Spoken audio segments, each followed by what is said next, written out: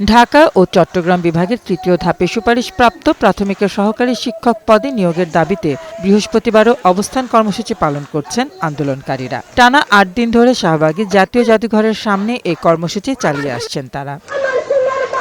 তৃতীয় ধাপে সুপারিশপ্রাপ্ত শিক্ষকরা কেউ এসেছেন পরিবার নিয়ে, কেউ কেউ ছোট বাচ্চা নিয়ে আন্দোলনে যোগ দিয়েছেন। তবে সরকারের কোনো পক্ষ এখনো আসেনি তাদের আশ্বাস দিতে।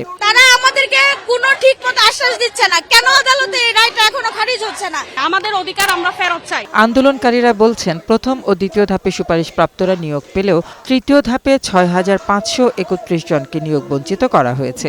এমন বৈষম্য কেন, সেই প্রশ্ন রাষ্ট্রের কাছে রাখেন তারা। দ্রুত নিয়োগ দেওয়া না হলে আরও কঠোর আন্দোলনে হুঁশিয়ারি দেন বিক্ষোভকারীরা।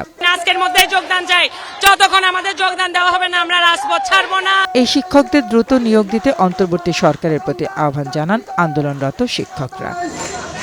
রীতা নাহার, বৈশাখী সংবাদ, ঢাকা।